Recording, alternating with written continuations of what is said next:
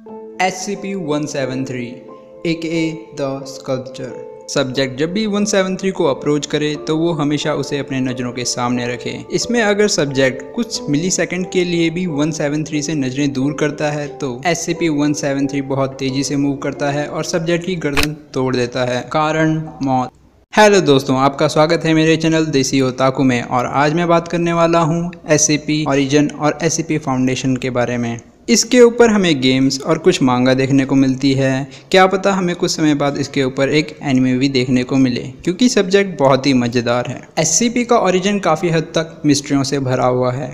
इसकी शुरुआत होती है 2007 में जब 4chan के पैरानॉर्मल एक्स फॉरम में ये पिक्चर पोस्ट की जाती है। काइंड ऑफ क्रीपी ना। इसके अलावा इस जीव के ओरिजिन और कंटेनमेंट प्रोसीजर की डिटेल भी यहाँ लिखी जाती है।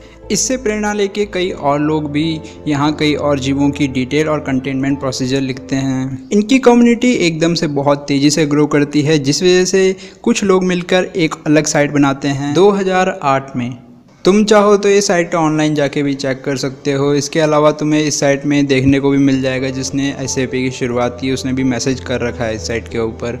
उसका नाम है Moto42 AKA द USS वॉलरूस। अब यहाँ तक तो हमने SCP के ओरिजिन और शुरुआत के बारे में बात की। अब यहाँ से हम बात करते हैं SCP फाउंडेशन और इनका यूनिवर्स कैसे काम करता है। We are the ones who keep it that way, keeping the unseen contained.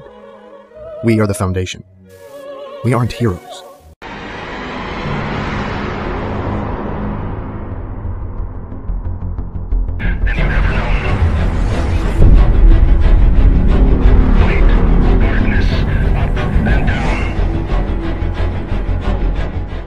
SCP एक बहुत ही बड़ी ऑर्गेनाइजेशन है जिसका काम है दुनिया में हो रही अजीबोगरीब चीज़ें, अद्भुत चीज़ें, ऐसी चीज़ें जो इंसान के समझ के पार हैं, उनका पता लगाना। SCP जिसकी फुल फॉर्म है secure, contain and protect. SCP foundation इन अजीबोगरीब और अद्भुत चीज़ों को सिक्योर करती है ताकि ये औरों की नज़रों में ना आए और इनको कंटेन करती है, जिसमें कि प्रोसेस माइल्ड से लेकर काफ़ी एक्सट्रीम तक हो सकता है। फॉर एग्जांपल SCP-682 जो कि काफ़ी हद तक एक इमॉर्टल जीव है। इसे कंटेन करने के लिए फाउंडेशन ने बहुत ही तरीके इस्तेमाल करे लेकिन वो सबके सब फेल हो गए। एंड में फाउंडेशन ने डिसाइड किया कि इसे एसिड में रखना पड़ेगा क्योंकि इसे एलिमिनेट करने का कोई तरीका नहीं है। एंड में आ जाता है प्रोटेक्ट। SCP फाउंडेशन ये बात छुपाए रखने के लिए और दुनिया को बचाए रखने के लिए किसी भी हद तक जा सकती है, यहाँ तक कि वो अपने खुद के ऑफिशियल्स भी एलिमिनेट कर सकती है, सिटीज़ और लोगों को तबाह कर सकती है, यहाँ तक कि कोई SCP अगर ज़्यादा खतरनाक हो जाता है तो उसे ख़त्म कर सकती है। SCP फाउंडेशन में हर एक SCP की अलग अलग क्लास है जो कि ये बताती है कि उन SCPs को कंटेन करने में कितने रिसोर्सेज और डिफ़िकल्टी होने वाली है। SCP क्लास जनरली 5 टाइप्स में बटी हुई है जिसमें क्या आता है सेफ, यूक्लिड, केटर, थोमियल, आखिर में एपोलियन। सेफ में आ जाते हैं example like SCP-999 AKA the trickle monster. ये ऑरेंज रंग का स्लाइम जैसा दिखने वाला एक जीव है जिसकी डॉग लाइक पर्सनैलिटी है। सब्जेक्ट जब भी इसको अप्रोच करने की कोशिश करता है तो ये उसे हग करता है और मतलब काफ़ी हैप्पी फील होता है जब ये आसपास होता है। ऑब्जेक्ट क्लास सेफ का मतलब ये नहीं है कि वो ऑब्जेक्ट हमेशा सेफ ही रहेगा, वो खतरनाक भी बन सकता है फ्यूचर में। नेक्स्ट आ जाता है ऑब्जेक्ट क्लास यूक्लिड जिसमें कि काफ़ी सारे SCPs आ जाते हैं। इन SCPs को कंटेन करना सेफ के मुकाबले काफ़ी ज़्यादा मुश्किल होता है। For example SCP-096 AKA the shy guy. इसकी हाइट है 2 मीटर 38 सेंटीमीटर। बॉडी बिल्कुल स्लेंडर है, स्किन से भरी हुई है। इसका मुंह खुलता है आम इंसान के मुकाबले 4 या 5 गुना। इस जीव को बिल्कुल पसंद नहीं है कि कोई इसका फेस देखे, चाहे वो किसी भी तरह से हो, चाहे वीडियो या कैमरा। अगर कोई चेहरा देख ले तो।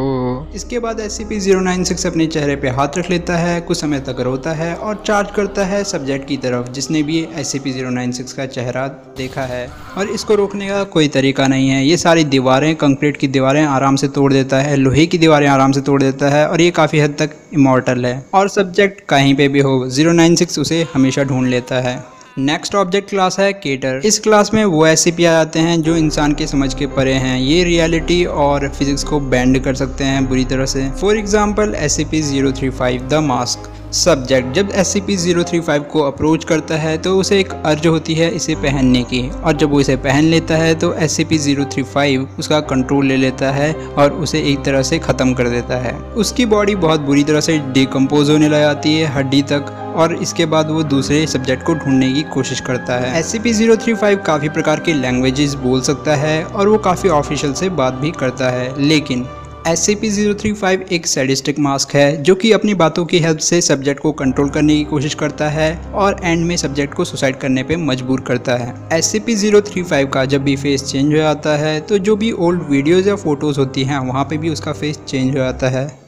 नेक्स्ट ऑब्जेक्ट क्लास आ जाती है थेमियर, जिसमें कि वो SCPs आ जाते हैं जो कि और SCPs को रोकने के लिए इस्तेमाल होते हैं या फिर कोई भी बुरी दुर्घटना होने से बचने के लिए इस्तेमाल होते हैं। एग्जाम्पल के तौर पे SCP-2000, जो कि अगर कभी ह्यूमैनिटी खतरे में पड़ी या ख़त्म हो गई तो SCP-2000 दोबारा से सिविलाइजेशन का रिक्रिएशन करेगा। और एग्जाम्पल है SCP-1131J, जो कि एक टिन फॉइल कैप है। ये कोई भी बुरी तरंगे जो दिमाग पे पड़ती हैं उनको रोक सकती है। और आखिर में हम आ जाते हैं SCP क्लास अपोलियन। इसे हम कह सकते हैं extreme case of object class creator. इसमें वो SCPs आते हैं जिन्हें कंटेन करना नामुमकिन है और इनके आने से डिस्ट्रक्शन होना दुनिया का पक्का है। एग्जाम्पल के तौर पे है हमारे पास SCP-2317 the gate to the another world. यहाँ पे इसके अंदर है एक SCP-2317-K AKA the world डिवोरर।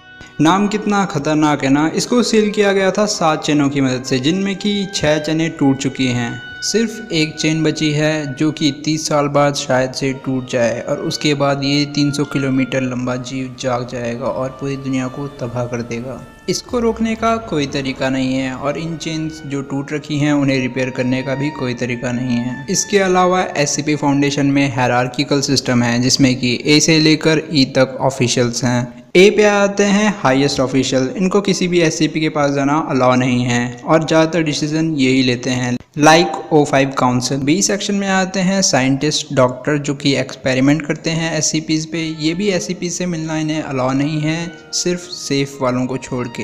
C में आ जाते हैं फील्ड एजेंट्स जो कि SCPs को पकड़ते हैं या कोई भी इंफॉर्मेशन को बाहर लीक होने से रोकते हैं। सेक्शन D में आ जाते हैं वो डिस्पोजेबल लोग जो कि SCP के सामने एक्सपेरिमेंट के तौर पे रख दिए जाते हैं। सेक्शन ई में आते हैं वो लोग जो कि SCP द्वारा ऑलरेडी इन्फेक्ट हो चुके हैं या फिर वो एक्सपेरिमेंट के तौर पे यूज़ किए जाएंगे, उस हिसाब से उनको डिस्पोज भी कर दिया जाएगा। जितना बड़ा रैंक होता है SCP ऑफिशियल्स का उतना उन्हें सिक्योरिटी क्लियरेंस मिलता है। तो ये तो बात थी SCP फाउंडेशन की क्रीपीपास्तास के बारे में, पर अगर आप चाहते हैं मैं इन एनोमलीज के बारे में और उनके कंटेनमेंट प्रोसीजर के बारे में और वीडियो लाऊं, इन SCPs के बारे में और वीडियो लाऊं, उसके लिए आप मेरे चैनल को सब्सक्राइब कीजिए, नोटिफिकेशन बेल को दबाइए। इसके अलावा हमें SCP फाउंडेशन सोचने पे मजबूर करती है कि क्या पता ये सब चीज़ सच हो, क्योंकि SCP-3934 the loch ness monster and SCP-1000 जो कि बिगफुट है।